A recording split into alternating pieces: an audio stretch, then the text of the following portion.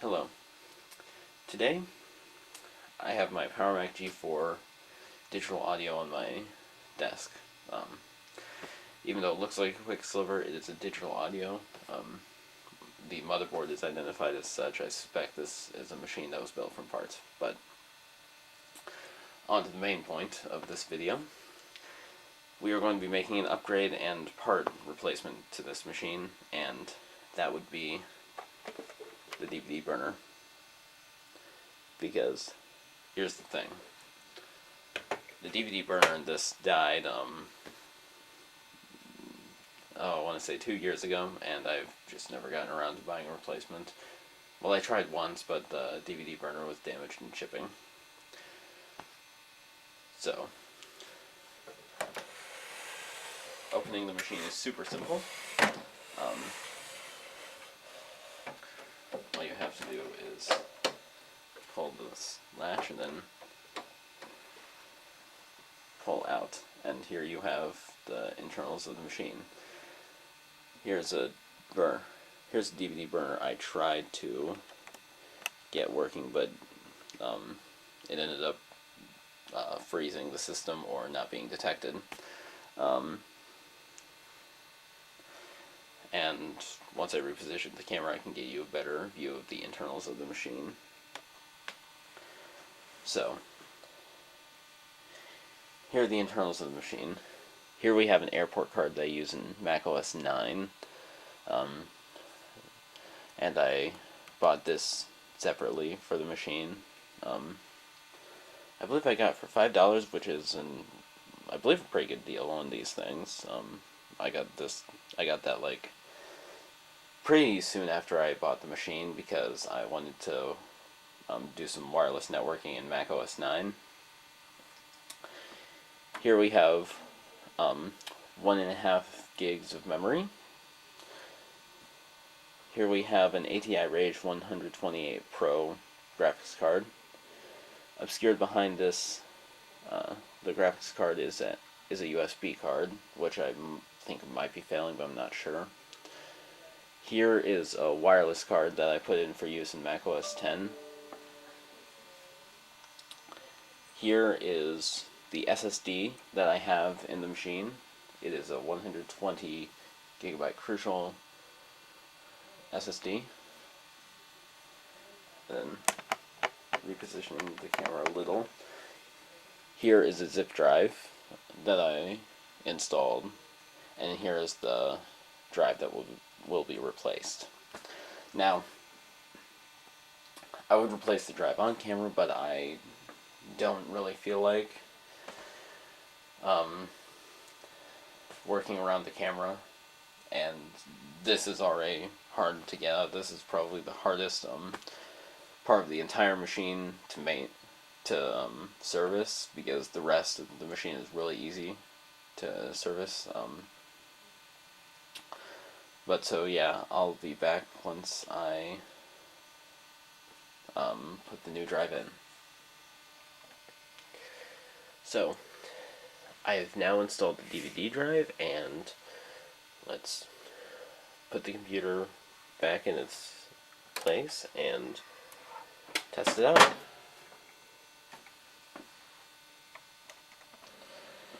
So, I just start up Patchburn, which you need to use to enable CD and DVD burning on non-Apple supplied drives sometimes, and it says there's no writer found.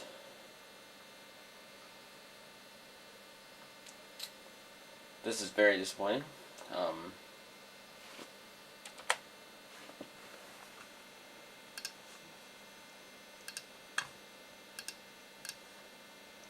Yeah,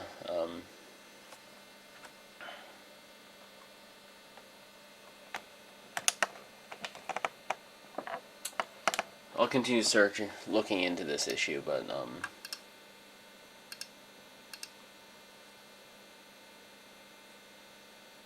yeah.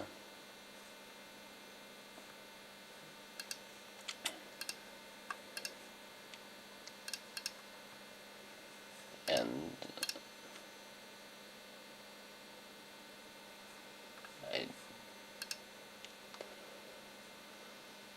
look in system profile in order to see what that says. Disk burning. No burning devices were found. And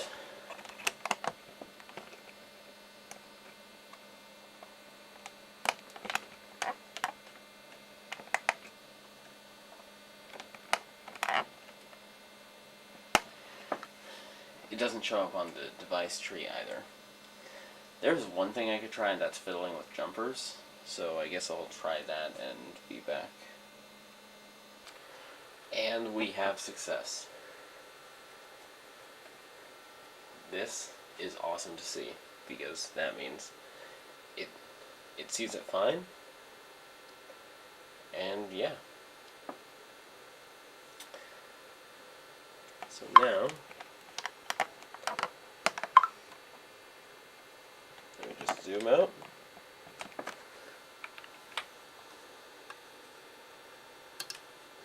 I want to make sure that my standard, yes, it sees it.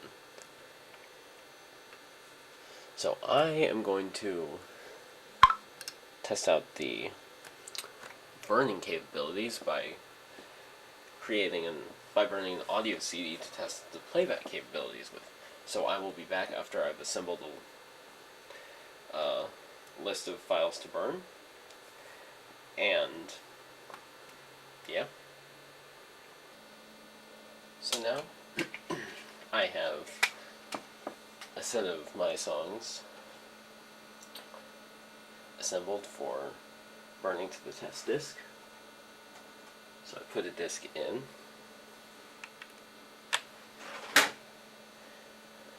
and it pulls it in.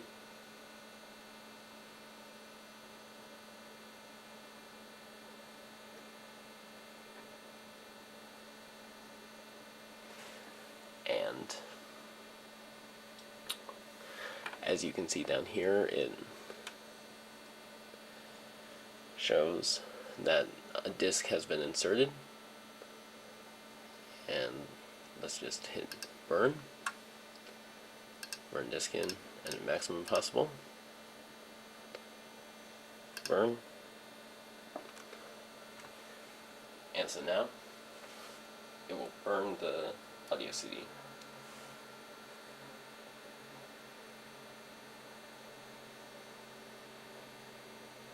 And I'll come back when it is finished.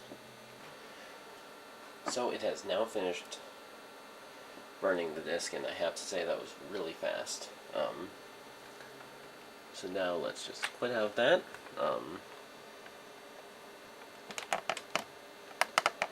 And let's get started testing it.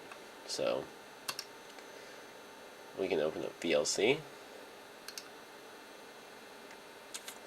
open disk, audio CD,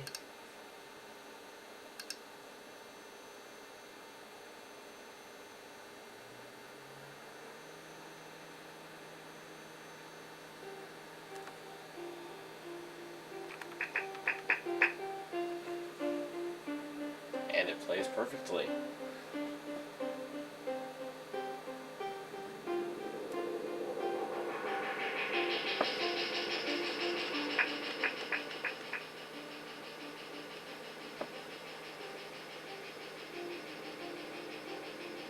So now all that's left to do, I think, is test in Mac OS 9, and I have a piece of software I want to install in OS 9, so I can do that too, and then I think we're done for this video.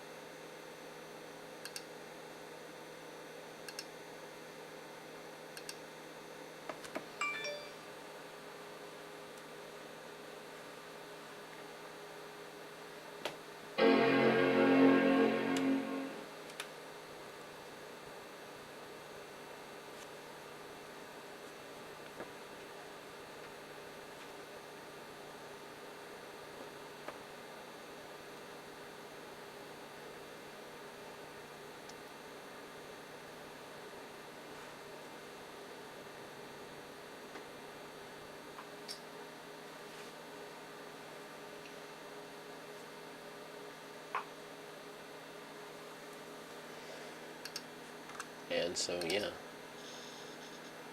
OS9 detects it just fine.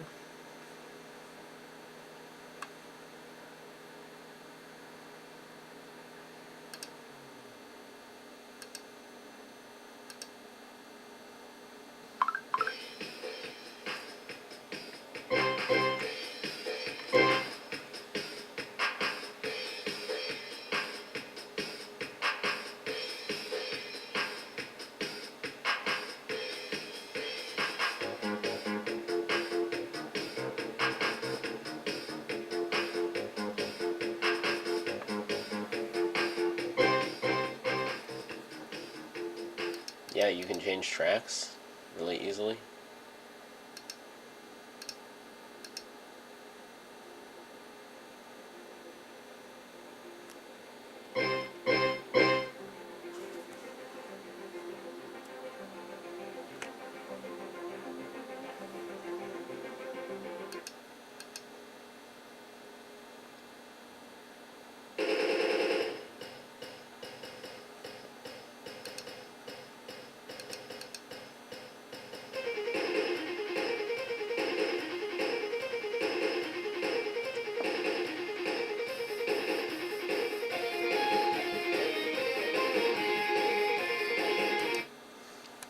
So yeah, it works perfectly for this. Now let's eject that.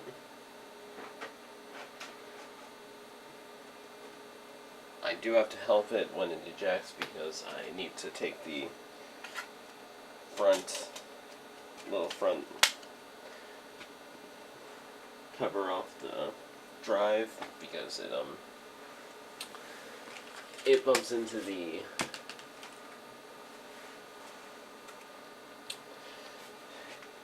front cover bumps into the cover thing. I'm at a loss for words. The door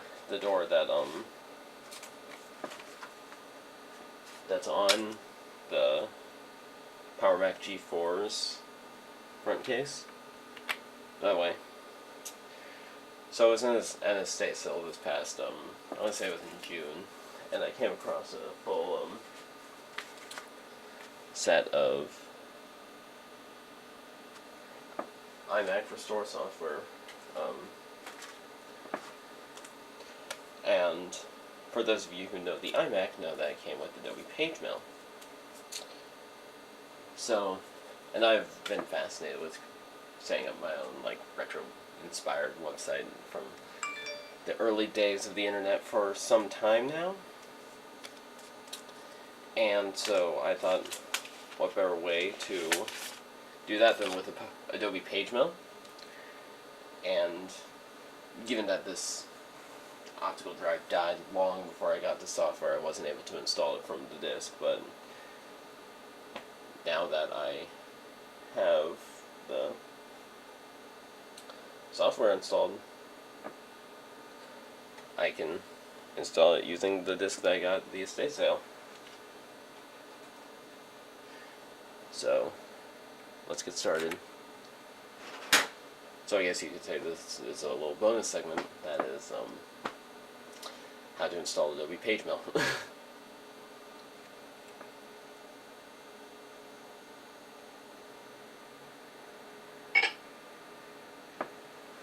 So,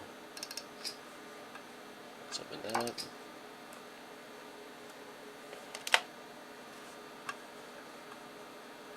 I am indeed from the US or Canada. Custom install.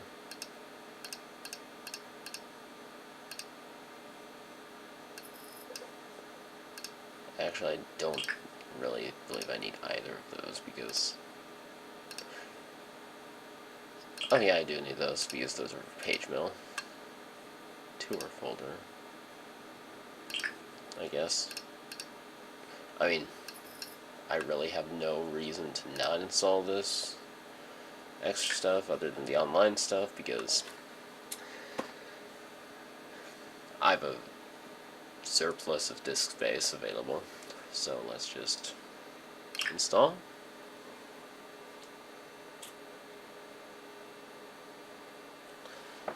sorry about that. The registration program was asking for some personal information, so I needed to stop the recording and put out that.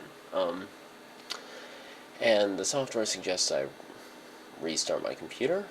So yeah. First I'm gonna...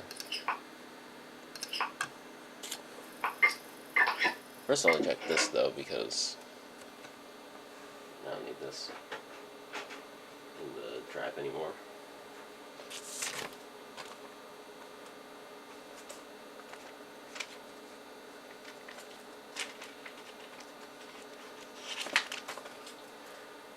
And so, hopefully when I get some time, I can use this computer in target disk mode to install some of the software that I want to install on it that is only available on CD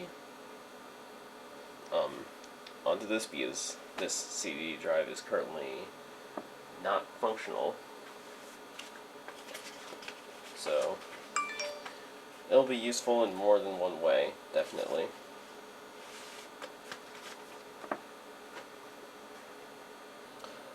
One thing I almost forgot to do is install Patchburn. So to install Patchburn, you see the writer that I just installed in my system, and then I click install.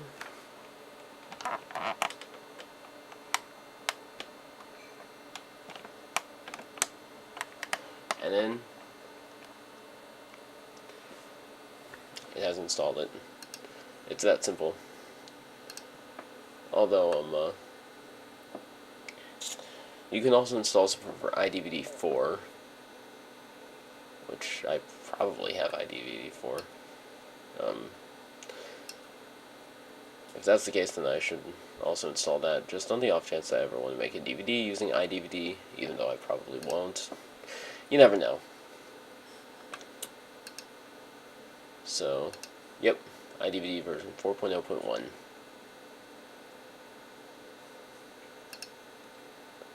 So yeah.